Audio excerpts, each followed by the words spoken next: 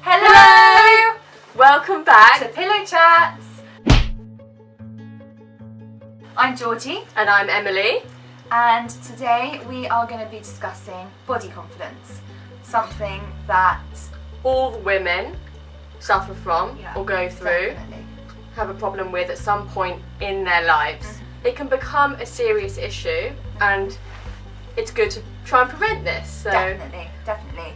So we're going to be talking about how we feel about the topic and also the tips that we've used over the years to help us feel a little bit more confident in our bodies. Everyone out there, however skinny or large they are, however confident they come across, body confidence at some point is going to be an issue, and it's very easy to interpret that they're happy and they are confident in their bodies. Models, celebrities, everybody, PTs, everyone has stuff that they don't like, and it's not a matter of sort of getting rid of that dislike, because I think that's being false. It's how to deal with it. So, Georgie, have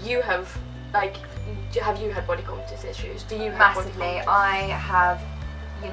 I've had body dysmorphia very, very badly, and I think you have as well. Yeah, so have I, and I think that change for both of us as well, because that's a big thing. Your body changes is one of the most difficult times for a woman, whether it's puberty or gaining muscle or gaining weight, gaining a bum, having babies and then post-weight after that, and then even things like when you fall into a relationship, your body's going to change because your lifestyle changes slightly. There's so many factors that can affect your body changing and you accepting it, and it's hard. I find it so hard. It's really hard. I think what I found the most difficult is puberty. Yeah, because I was very, very late. Yes, I think we both were. We're both very late with puberty for various reasons that we all get into in a different video. But I think growing boobs so late is very difficult. You think you're ballooning. I thought I was ballooning. It's so hard, and then it was the late puberty. And then everyone changes, I think, in the early 20s, even more. Yeah, I think you become a woman, don't you? And it's in that straight after it, and it's as if it's just kind of continuing on. Yeah. It's like, why is this happening to my body? What's going on? I haven't changed anything. And it is your body, and it's natural. Also, totally, 100% sure that you shouldn't try and change the thoughts that you have about your body. You should try and deal with them and love the parts that you do love. Yes. So say, for example, okay, for me, it's the most ridiculous thing. I don't like my legs. I'm not tall.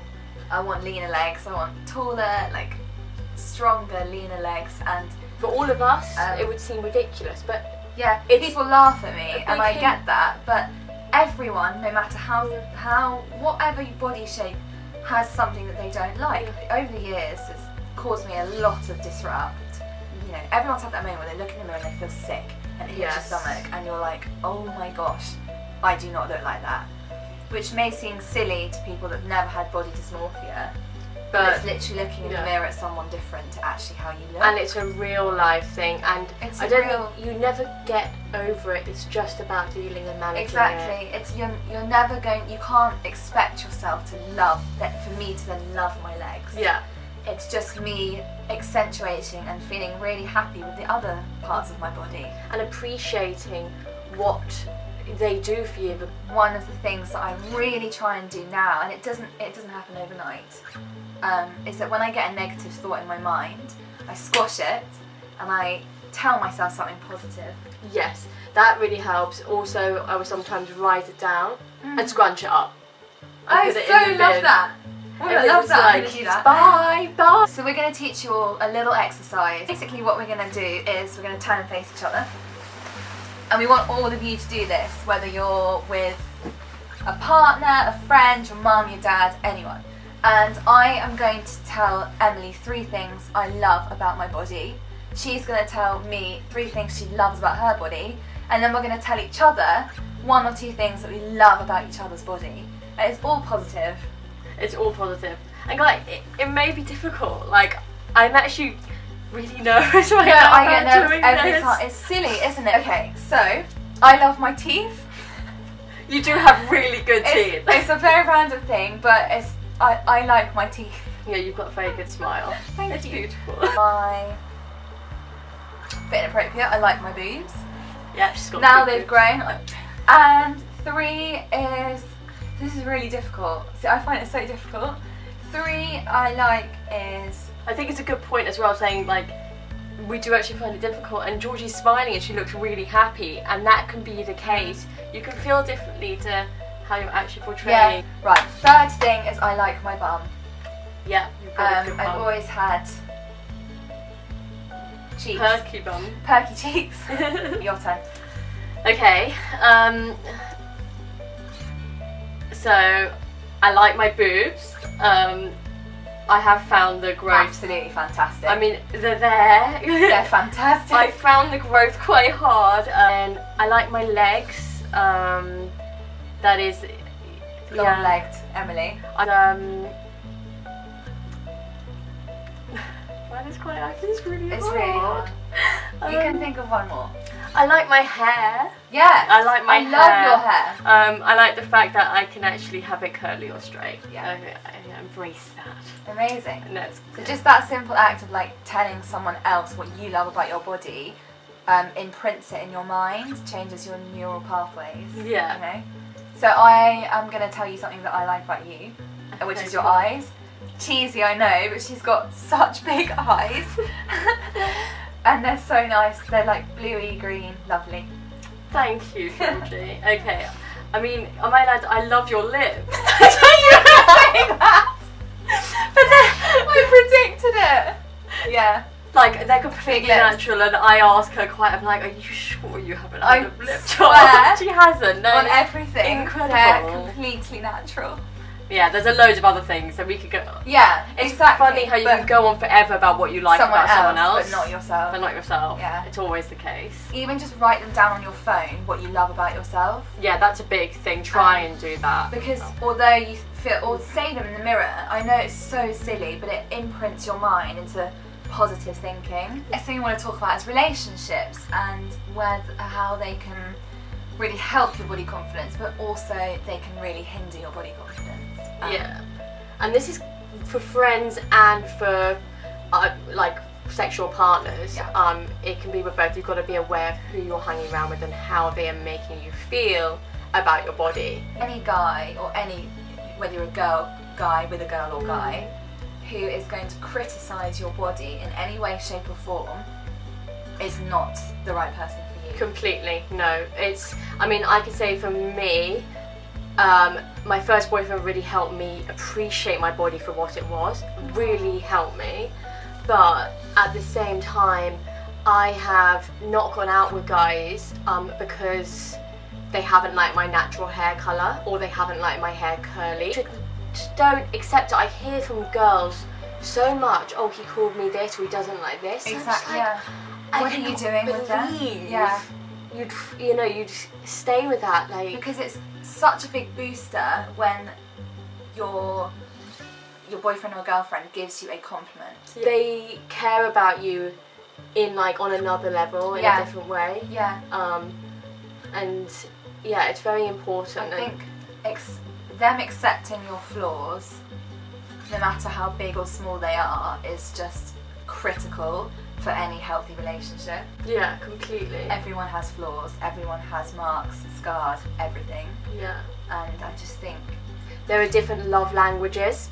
Massively, and we'll do a video on this, I think. Yeah. But it's so interesting. Some people are less emotive than others. If you find yourself like not feeling what's the word? Like appreciated in a relationship, sometimes it's because they just have a different love language, and once you understand each other's, what matters is that you know that you're appreciated in whatever way, shape or form. Yes.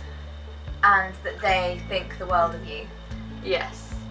I think there's this pressure when you're newly single, the new me, it's the bigger and better me. Yes. And there's like massive pressure to change yourself because that relationship didn't go well. When in fact it's a time that you should take to take care of yourself and really look after yourself. Yeah. If you're I don't want to say the word insecure, but if you're low body confident, or in yourself, then you're not going to take any compliment from anyone else. Yes, it's really so difficult. So say if your boyfriend or your girlfriend compliments you, you don't take it on board. But have you found it hard to take compliments? I have found it so hard, and I only, there was a stage in my life, I don't know if you've had this, where I only filtered the negative. It was like the negative went in, the positive went in one ear and out the other. So all I was reiterating to myself was negative. With comments and everything, it doesn't matter how many positive things there are, it's that negative thing that you absorb, and that's human nature. I've been told so many times, just say yes and thank you. I'm like, but it sounds really weird at the same time, say yes and thank you. Don't say, oh no. Say, thank you so much. You just work on it and then do it again. Repeat it in your head. Repeat the same compliment. And then try it the next time with them. And now I'm just like, I almost take it back and I'm like, I'm going to say yes, thank you. I'm like, oh, thank you. And then it gets easier. It's not cocky to say thank you. It's not arrogant to say thank you. And also when you're complimenting others, you told me this earlier and I noticed that you do it, it makes you feel so much better in yourself. Another massive tip is to compliment other people. Number 1, so there's the acceptance of your body parts, and if you're not liking your legs or your bum, think about what it gives you in life. Think about, your boobs produce milk for your babies and your legs enable you to walk. Carry you from A to B. So from my point of view in the fitness industry, is that when you eat right, take care of yourself, have balance within your food and your exercise routine, it makes you feel good externally. Eating foods that completely nourish me, as in filling myself with nutrients, I feel so much better in my body. Foods that are healing, foods that are energizing, foods that give your skin a glow. Like, how can I make myself healthier? So then there's complimenting others, like I said earlier. This is really good for internalizing things yourself as well, and like with anything, if you're helping others in life, if you're giving that energy out, you just feel better about yourself because you start to acknowledge the things that you actually appreciate about yourself too. Lastly, a tip that I was taught a long time ago and retaught again and again is that to think about the way you speak to yourself, to pretend that you're speaking to your child or your cousin who's 3 or 4 or 5 years old, and you would never ever turn to a child or your best friend or someone that you love dearly and say your tummy's fat, your legs look disgusting. You would never ever say that to a child, so why say it to yourself? It's bloody hard, like we can't do it all the time. I know. But it's something to really think about when you're having one of those days where you're constantly criticising your body. To think about, if anyone ever said that to you, how would you respond to them? If your sister came up to you and said what you were thinking about your legs or your tummy, think about what you would say to her back and say that to you. Internalise what you would say to that person for yourself. Two of the most important things that really help both of us, I think. Get those scales, chuck them away. Bye. BMI, scales. Numbers mean nothing. They absolutely nothing. They did so much, I think, like for so many women, and I know for me and for you, it damaged my life. So many years of my life. Awful. Get rid of them. Go with how you feel rather than the number on the scale. Also, throw away clothes when they don't fit you anymore. We grow up. Try one of these each throughout your next week. That's your challenge. Do one a day for the next 5 days. And we would love to hear your feedback. Comment on how and if it's helped you, and anything else that you would like to hear from us. Please share, comment, like, and follow us on Instagram as well. This Missy is... I'm at Georgie Sperling. And I'm at English_Ems. We are at pillow.chats. So follow us as well. For all updates. And we will see you in the next video. Bye! Bye-bye!